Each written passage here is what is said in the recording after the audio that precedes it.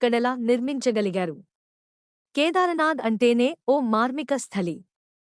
ఏదో ఉంది కేదారనాథ్ గుడిలో, ఆ నిర్మాణంలో, ఆ సన్నిధిలో.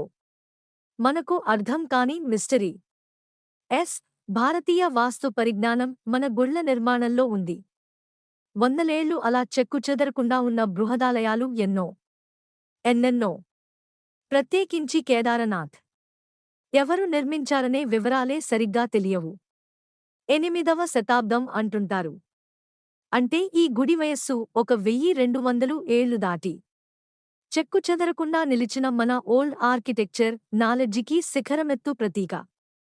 అసలు ఆ గుడి నిర్మాణ స్థలమే ఓ మిస్టరీ. దాన్ని ఎందుకు ఎంచుకున్నారు అప్పటి నిర్మాణ స్థపతులు అనేది మిస్టరీ. ఈ రోజుకు అది గుడి నిర్మాణానికి ప్రతికూలమైనదే.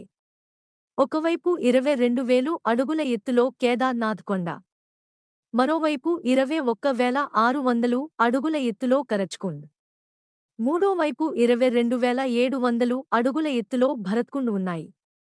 ఈ 3 పర్వతాల గుండా ప్రవహించే 5 నదులు మందాకిని, మధుగంగా, చిర్గంగా, సరస్వతి, స్వరందరి. చలికాలంలో విపరీతమైన మంచు కురిసే చోటు. వర్షాకాలంలో నీరు అతి వేగంతో ప్రవహించే ప్రదేశం. అది ప్రవాహస్థలి.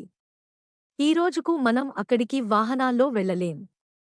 మరి అంతటి ప్రతికూల పరిస్థితుల్లో ఎలా కట్టారు?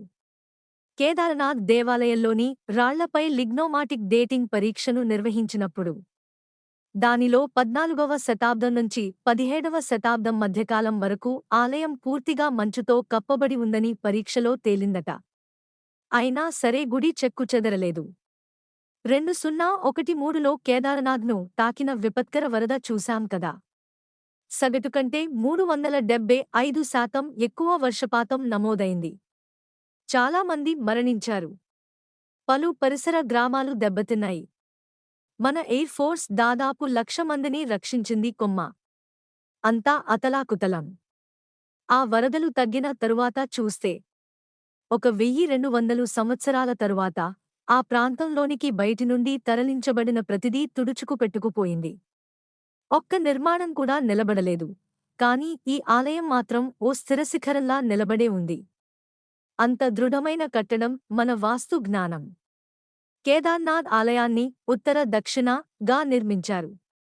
దేశంలోని దాదాపు అన్ని దేవాలయాలు తూర్పు పశ్చిమ దిశలో ఉంటాయంటారు. అన్ని గుళ్లలాగే దీన్ని నిర్మించి ఉంటే ఇలా ఉండేది కాదేమో.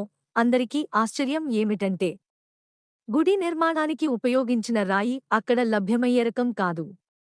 ఎక్కడి నుంచో తెచ్చారు. అక్కడికి ఎలా తెచ్చారు, ఎలా పేర్చారు అనూహ్యం. సిమెంట్ అప్పటికి లేదు సరే, కాని అనేక గుళ్లకు వాడిన పద్ధతిగాకుండా ఆస్టర్ పద్ధతి వాడినట్టు చెబుతారు. పుష్కరం క్రితం వరదల్లో ఓ మహత్తు తెలిసిందే కదా. ఓ పెద్ద బండరాయి భీమశిల ప్రవాహంలో కొట్టుకొచ్చి సరిగ్గా గుడి వెనుక ఆగిపోయి వరద ప్రవాహం గుడికి తగలకుండా అడ్డుపడింది. తనను తాకి వరద ఇరువైపులా చీలి గుడికి ఏ నష్టం రాకుండా కాపాడింది.